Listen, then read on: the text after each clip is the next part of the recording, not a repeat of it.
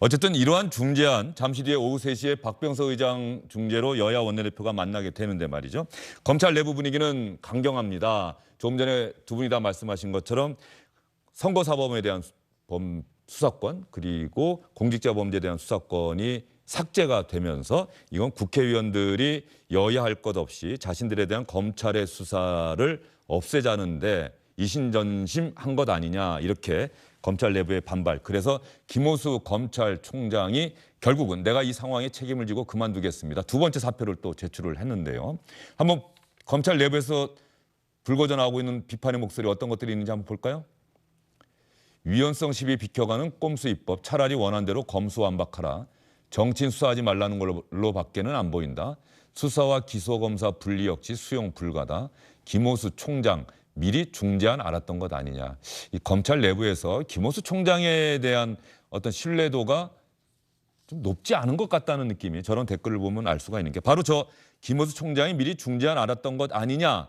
저런 비판의 목소리가 나오는 그 이유.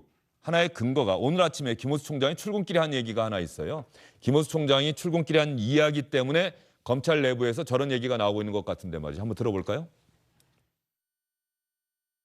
지금 상황은 권력 수사 자체가 목적이 아니라 대한민국을 위해서 필요한 권력 수사는 해야 되는 것이고 대한민국 국민들이 또 국회에서 또 여론에서 원하지 않는 권력 수사는 하지 않는 것이 또 필요할지도 모른다 그런 판단을 해봅니다. 그 부분에 대해서는 좀 더 숙고를 해보겠습니다. 대한민국 국민이 국회에서 또 여론에서 원하지 않는 권력 수사는 하지 않는 것이 필요할지도 모른다는 그런 판단을 해봅니다. 바로 이 부분 때문에 검찰 내부에서 김호수 총장이 중재안 알았던 건 아니냐. 어제 또 박병석 의장을 좀 만났단 말이죠. 그러다 보니 김호수 총장이 뒤늦게 해명하는 글을 또 내놨어요. 권력형 범죄나 부패 범죄 수사는 검찰 본연의 책무다. 다만 수사의 공정성 의혹을 해소하기 위해서 수사심의위원회 등 외부 통제를 통해 수사가 남용되지 않도록 해야 한다는 일반론적인 취지를 설명한 것이다. 좀 해명이 원래 했던 얘기하고는 좀 다른 것 같긴 해요. 국민이 국회에서 여론에서 원하지 않는 권력 수사는 하지 않는 것이 필요할지도 모른다는 그런 판단을 해본다. 권지웅 비대위원 듣기에 어떻습니까? 좀 이상합니다. 예. 그러니까 이게 사실은 뭐 이제 먼지털이식 수사를 하면 안 된다는 것에는 대부분의 국민들이 동의하실 것 같습니다. 근데 그게 아니라 혐의가 없다면 모를까, 혐의가 있는데 국민들이 원치 않는다고 검찰총장께서 수사하지 않는 쪽이 더 좋지 않을까라고 공개적인 자리에서 말하는 건 좀 이상하다는 생각이 들고요. 되레 이제 정치적으로 어떤 그런 문제, 그러니까 사법적으로는 판단이 일관되지만 정치적으로 그것을 사면해줘야 되는 경우에 대통령의 사면권 등이 있지 않습니까? 뭐 일반 사면으로 그 범죄를 저질렀던 사람 모두를 이제 사면하기도 하고 특별 사면을 하기도 하는데 그런 것들로 해결해야 될 문제지 검찰이 수사를 그래서 안 한다 이렇게 하는 건 좀 부적절한 것 같습니다. 예, 자 그러면 검찰의 반응을 우리 검찰을 취재하고 있는 현장 기자를 연결해서 전화로 연결이 되어 있습니다. 한번 알아보도록 하겠습니다. 김관진 기자, 제 목소리 들립니까? 네, 대검찰청에 나와 있습니다. 예, 조금 전에 김호수 검찰총장이 박병석 의장 중재안 여야 원내대표가 모두 동의한다, 수용한다고 발표를 했는데 김호수 총장이 이 상황에 내가 책임을 지겠다, 그만두겠다, 두 번째 사표를 제출했다면서요? 네, 김호수 검찰총장이 닷새 만에 다시 사의를 표명했습니다. 그동안 김 총장은 검수완박 법안 통과 저지를 위해 직을 걸겠다는 얘기를 여러 차례 해왔고 닷새 전엔 사직서를 냈지만 문재인 대통령이 반려하면서 거두어드리기도 했는데요. 특히 어제까지 박병석 국회의장을 만나서 검찰의 공정성과 중립성 확보 방안을 설명하는 등 검수완박 법안 통과 저지를 위한 활동에 매진했었던 상황이었습니다. 하지만 결국 여야가 박 의장의 중재안을 모두 수용하는 결과가 나왔고 중재안의 내용이 사실상 검찰의 수사권을 박탈하는 민주당의 검수완박 법안과 크게 다르지 않자 다시 사표를 던진 것으로 보입니다. 사실상 사표 외엔 김 총장이 쓸 수 있는 카드가 더 없다는 점도 작용한 것으로 보입니다. 김 총장은 대변인실을 통해서 이 모든 상황에 책임을 지고 사직서를 제출하겠다고 짧게 밝혔고 15분 전쯤 다른 말 없이 차를 타고 대검찰청을 떠났습니다. 네네. 예, 김관진 기자, 김호수 총장은 사직서를 제출하겠다고 밝히고 대검찰청을 떠났다. 그러면 김호수 총장의 사표 제출 그리고 박병석 의장 중재안에 대한 여야의 수용 이런 전반적인 상황에 대한 검찰 내부의 분위기 어떻습니까? 네, 검찰 내부는 그야말로 격앙된 모습입니다. 정치인 범죄에 대한 검찰 수사권을 박탈한 야합이라는 목소리가 큽니다. 박 의장의 중재안이 민주당의 검수완박법안과 뭐가 다르냐? 직권남용, 공직자의 공직선거법 위반 등에 대한 검찰의 직접 수사를 원천 봉쇄하는 것이다. 이런 얘기도 나왔습니다. 검찰 내부망에는 중재안 내용이 게시된 이후에 검찰의 우려가 전혀 반영되지 않은 제3의 검수완박법안이라는 댓글도 달렸습니다. 중재안이라는 말로 포장을 하고 있지만 위헌법률안에 토씨를 바꾼 것에 불과하다면서 더불어민주당에 대한 수사를 못하게 하려는 법이라는 댓글도 올라왔습니다. 지휘부에 대한 검찰 구성원들의 불만도 터져 나오는 상황입니다. 총장도 중재안을 알고 처음부터 계획한 것 아니냐, 지휘부가 직을 걸고 책임을 져라는 반응도 나오고 있습니다. 김관진 기자가 오늘 박병석 의장의 중재안을 여야가 수용한 것 그리고 김호수 검찰총장이 사직서를 제출한 이 상황에 검찰 내부는 어떠한 움직임을 보고 있는지 여러분께 자세히 전해드렸습니다. 김관진 기자 수고 많았고요.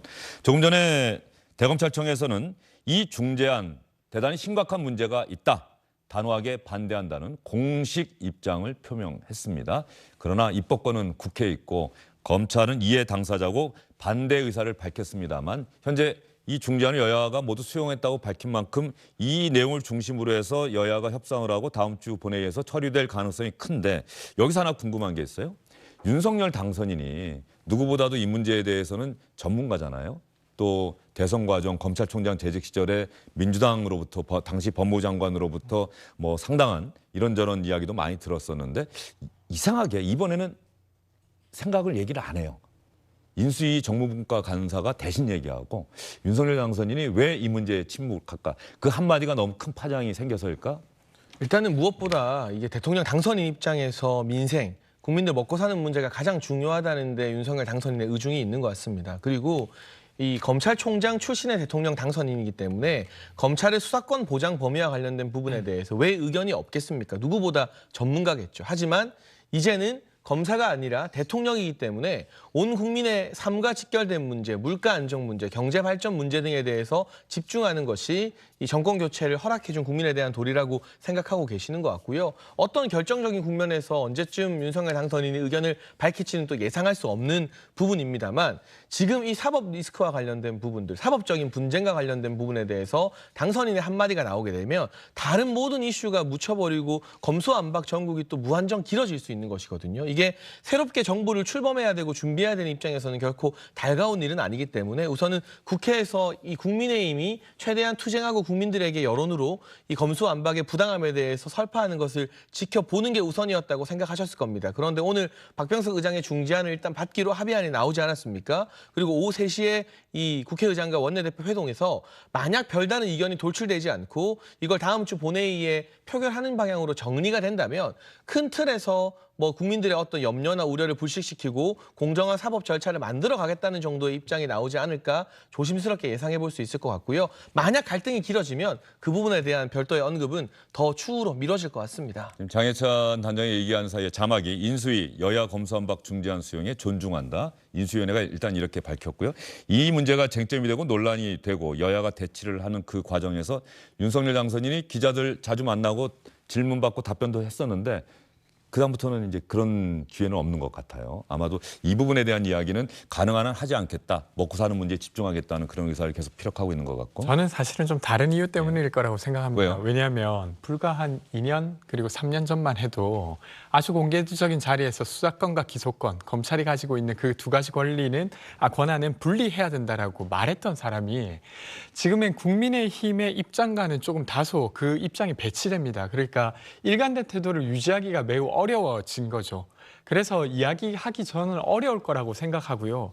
그래서 이야기를 안 하는 것이지 사실 민생을 정말로 바란다고 했으면 저는 청와대를 5월 10일까지 무조건적으로 이전해야 된다라고 하지 않았을 것 같아요.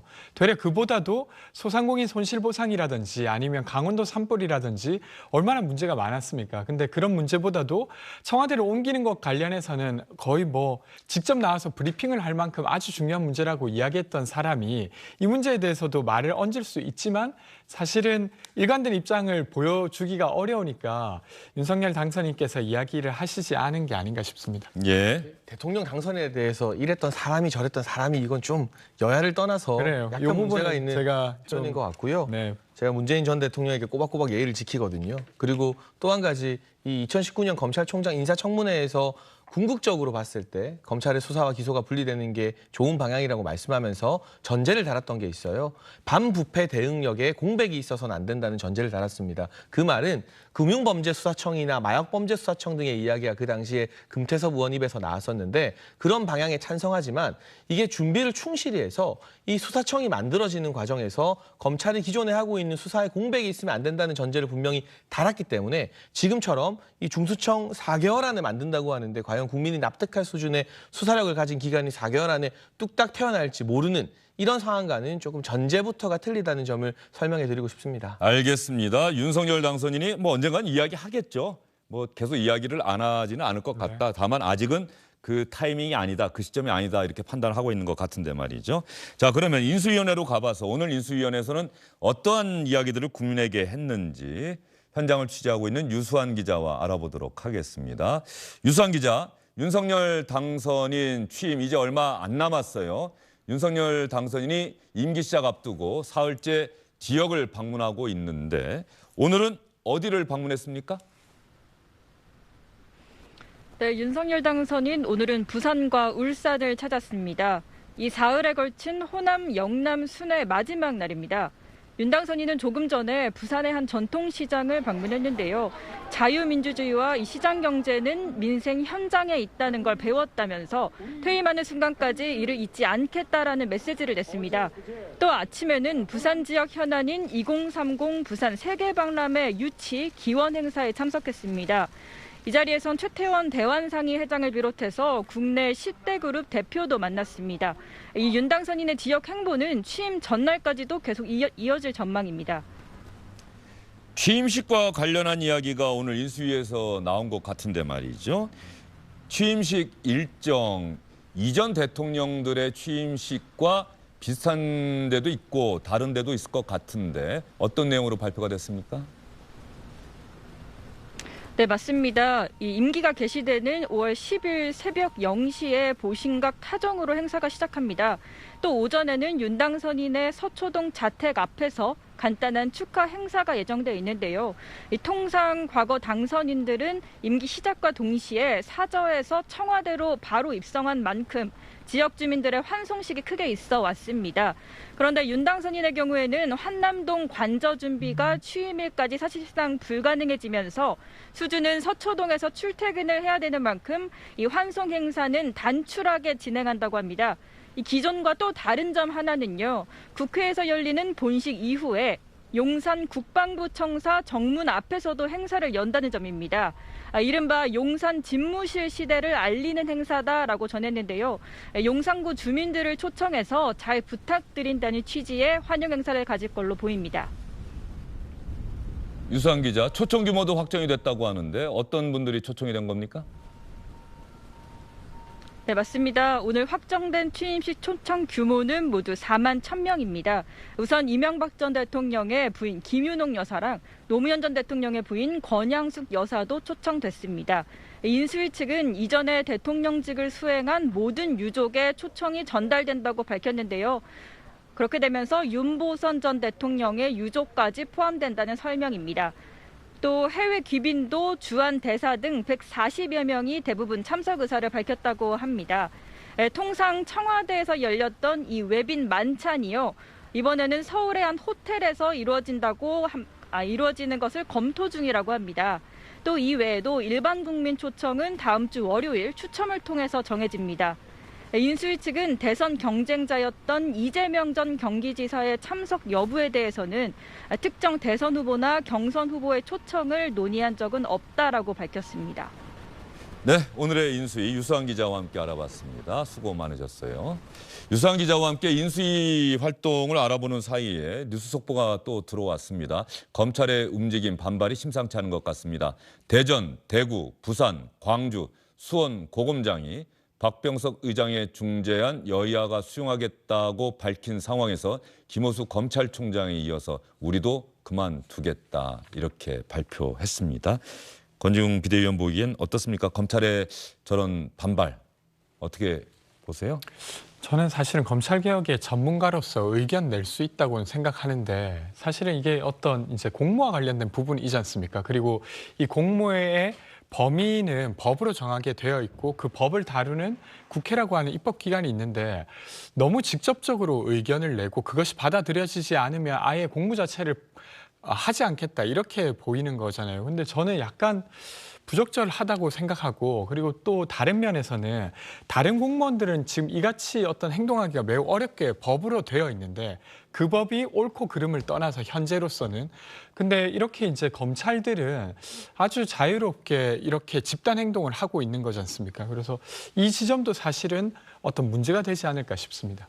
예, 장혜찬 단장의 시각은 어떠세요? 그러니까 저는 이 고검장이면 최고위직 공무원들이잖아요. 이런 집단 사이를 정치권이 좀 무겁게 받아들였으면 하고요. 그리고 검사가 일반 국민들 만날 일이 사실은 거의 없습니다. 저도 정치권에 있지만 아마 제가 태어나서 지금까지 검사 만나본 적이 한 번도 없고 수사와 관련해서는 앞으로도 없었으면 좋겠다는 바람을 하고 있는데 대다수 국민들은 검사 만날 일 별로 없으실 겁니다. 물론 검찰이 잘못된 점도 있고 그렇기 때문에 검찰 개혁의 큰 틀에서 여러 가지 제도 개혁들이 이루어져 왔던 것도 사실입니다만 돌이켜보건대 정말 이 수천억 수조 원대 범죄를 저질렀던 재벌 대기업의 총수들 구속시킨 것도 검찰이고요. 많은 이 뇌물 받았던 여야를 가리지 않고 보수 진보를 가리지 않고 대통령의 측근이나 실세대 가족들 기소해서 용감하게 구속시켰던 것도 검찰입니다. 그런 차원에서 우리가 검찰을 마치 절대 악으로 규정하고 팔다리를 다 한순간에 잘라버리는 것이 과연 대한민국의 공공선을 추구하는 차원에서 맞는 방향인가? 저는 검찰 출신도 아니고 검찰들과 업무상 마주볼 일도 전혀 없는 이해관계자가 전혀 아닌 입장에서 이 방향은 이 중재안은 분명히 잘못된 방향이다라는 기록을 좀 이 자리에서 남기고 싶습니다. 예. 사실 이 검찰 개혁 이야기하면서 많은 분들이 또 그런 생각하실 거예요. 살아가면서 사실 세상을 떠날 때까지 한 번도 안 가면 제일 좋은 데가 있지 않습니까? 병원, 그죠? 안 가면 건강하게 산다는 것이고 네. 검찰, 경찰 안 가는 건 뭐 잘못한 일 없다는 것이고 그렇죠. 재판, 법원 안 간다는 건 또 재판 받을 일도 없다는 것이고 그런데 그러한 부분들이 우리의 삶에서 얼마나 또 상당히 중요한 부분인지 이런 부분을 생각하면 검찰 개혁, 현재 국회에서의 움직임, 검찰의 움직임 우리 모두가 우리의 일인 것처럼 한번 생각을 하고 관심을 갖고 지켜봐야 되겠다 이런 생각이 들고요. 계속해서 뭐 아직까지 박병석 의장 중재로 여야 원내대표 만나는 일정 조금 수년되고 있는 것 같은데 말이죠. 저기는 한번 들어오는 대로 저희가 확인을 해보도록 하겠습니다. 다음 소식은 오늘 국민의힘에서 광역단체장 후보 공천 결과가 발표가 됐는데 말이죠. 초선의 김은혜 의원이 대선 후보까지 지낸 거물 정치인 유승민 전 의원을 누르고 경기지사 후보로 확정됐다는 소식, 정치권에 큰 관심을 받고 있는데요. 먼저 발표부터 보겠습니다. 김은혜 후보 총 득표율은 55.44%입니다. 현역 의원 출마 감산점 5%를 반영하면 최종 득표율은 52.67%입니다. 다음은 유승민 후보 총 득표율은 44.56%입니다. 경기도지사 최종 후보자를 발표하겠습니다. 국민의힘 경기도지사 최종 후보자로 김은혜 후보가 결정되었음을 알려드립니다. 주영진의 뉴스 브리핑에 출연하셨던 분들은 어떻게든 잘 되는 것 같아요. 예.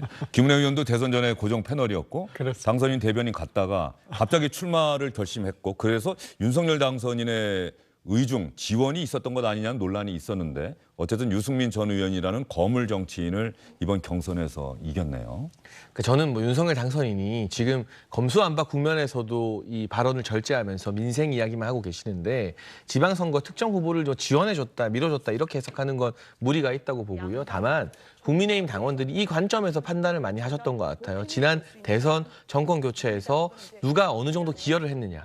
이게 좀 중요한 판단의 과정이었던 것 같고 그리고 유승민 전 대표 정말 훌륭한 정치인이고 저는 이것이 끝이 아닐 거라고 개인적으로 생각합니다. 다만 이번 선거에서 경기도 탈환이 정말 중요한데 지방선거 같은 경우는 보통 대선이나 총선보다는 투표율이 많이 떨어지는 경향을 보이고 있습니다. 그렇다면 지선에서 이 지지층이 결집하는 게 대선이나 총선에서보다는 훨씬 더 중요하다고 많은 정치 전문가들이 평하고 있지 않습니까? 그 관점에서 봤을 때 경기도라는 국민의힘의 험지에서 국민의힘의 전통 지지층이나 조직력을 최대한 결집시키기에는 김은혜 후보가 좀 더 적합하다라는 전략적 판단도 작용하지 않았을까 싶습니다. 예, 지금 민주당은 아직 경기지사 경선 안 됐죠. 4명이 경선하죠. 네, 맞습니다. 김동연 전 경제부총리, 조정식 안민석 의원, 염태영 전 수원시장. 네, 그렇죠? 맞습니다. 언제 결정이 되죠?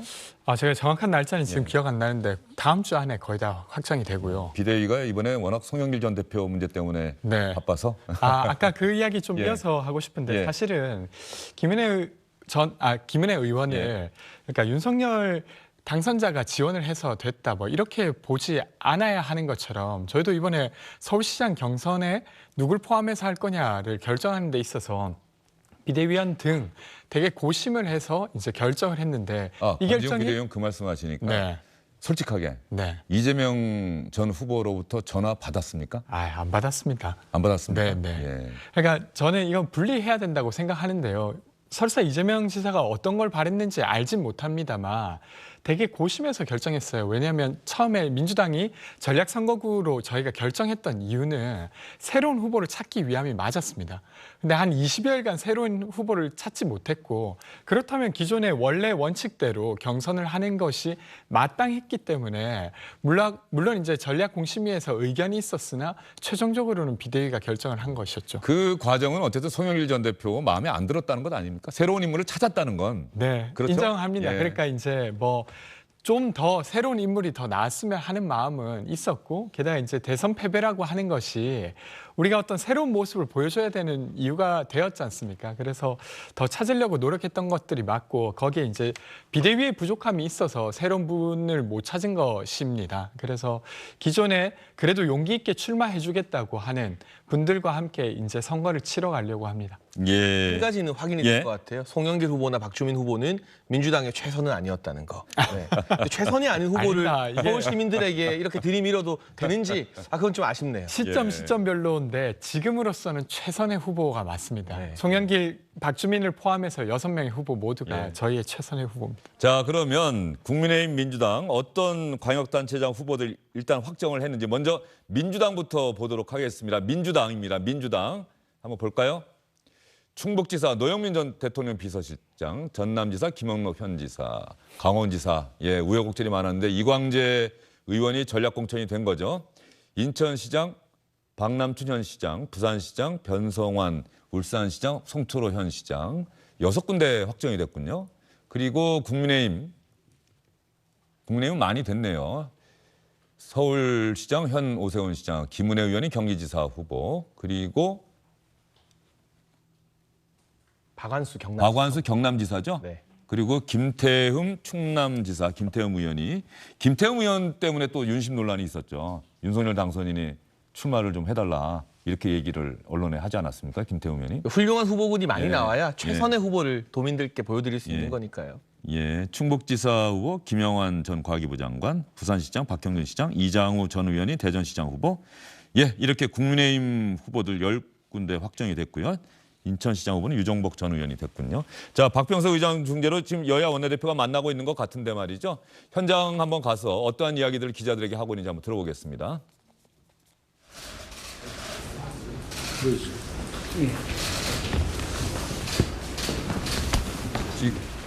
지금 중재안을 갖고서 박병석 의장과 박홍근 민주당 원내대표, 권성동 국민의힘 원내대표가 서명을 하고 있네요. 이렇게 된다고 한다면은 저 합의안은 공식적으로 여야가 모두 추인했다는 이런 하나의 증거가 되는 것이겠죠. 그리고 박병석 의장이 중재자로서 함께 그 중재안에 서명을 하고 있는 모습이 지금 화면에 나오고 있습니다. 자, 한번 들어볼까요? 이 검찰개혁법을 둘러싸고 극한 대립에서 극적 타협을 이루었습니다. 양당 입장이 워낙 간극이 컸기 때문에 선뜻 동의하기 어려우실 텐데 300분의 의원님들이 뜻을 함께 해주신 것에 대해서 한 분 한 분에게 감사를 드립니다. 특히 리더십을 발휘해서 어려운 문제에 대해서 소통과 타협을 이뤄주신 민주당의 박홍근 대표님, 그리고 국민의힘의 권성동 대표에게도 각별한 감사의 말씀드립니다. 그리고 이 합의문에 따른 법 개정은 물론 합의 정신에 따라서 충실하게 속도감 있게 처리해 주실 것으로 믿습니다. 그리고 이제 더 이상 검찰개혁으로 풍어적 논쟁을 중단하고 앞으로는 민생과 국민을 위한 국회가 돼서 다시 신뢰를 받는 국회가 되기를 진심으로 희망합니다. 애쓰셨습니다. 이럴까요? 아니, 말씀하시죠. 이거 가까이 주세요.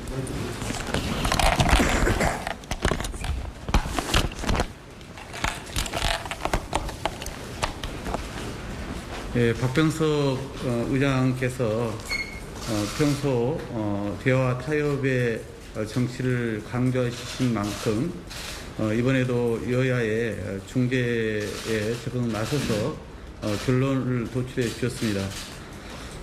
저희가 그동안 이 검찰의 개혁, 즉 수사권과 기소권의 분리를 통한 검찰 기능 정상화를 얘기한 것은 결코 정치적인 어떤 유불리의 문제가 아니라 국민의 기본권과 인권을 보호하고 권력기관을 개혁해서 대한민국의 이 사법행정체계가 더욱 선진화되기를 바라는 그 중심에서 얘기를 해왔습니다. 그래서 저희로서는 수사권 기소권의 분리라고 하는 대원칙이 이번에 또 수용되고 그리고 나가서는 4월 중으로 합의 처리를 또 할 수 있었고 그리고 향후 한국형 FBI 설치와 같은 국가의 반부패 수사 역량을 더욱 고도화, 전문화시킬 수 있었다는 점에서 저로서는 크게 평가를 합니다. 향후 국회에서 국민들이 보다 평안한 삶을 누릴 수 있고 또 피해가 없도록 보다 꼼꼼한 입법적 보완 조치를 통해서 뒷받침하도록 저희 또한 최선을 다하겠다는 말씀을 드립니다. 마이크 좀 옮겨주세요.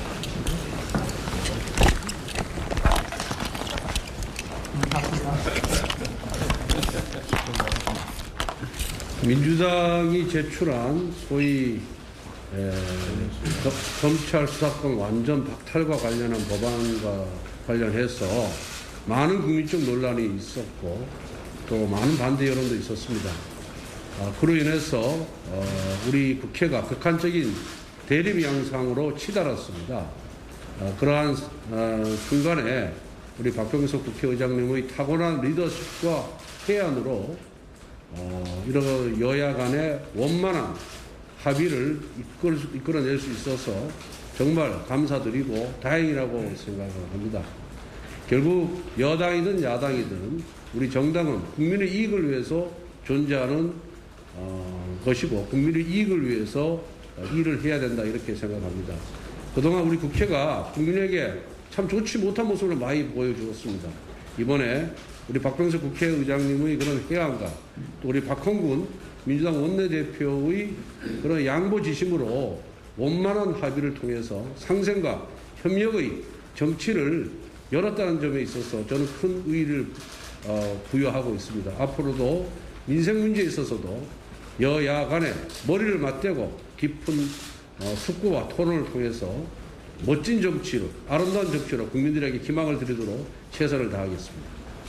안녕하십니까, 주영진입니다. 더 많은 뉴스와 라이브 이벤트를 보고 싶으시다면 화면 오른쪽을 눌러서 구독해 주시기 바랍니다. 저희 SBS 앱을 다운로드 받으시면 뉴스 속보 알림도 받아보실 수 있습니다. 텔레비전으로도 SBS 뉴스, 유튜브로도 SBS 뉴스 잊지 마시기 바랍니다.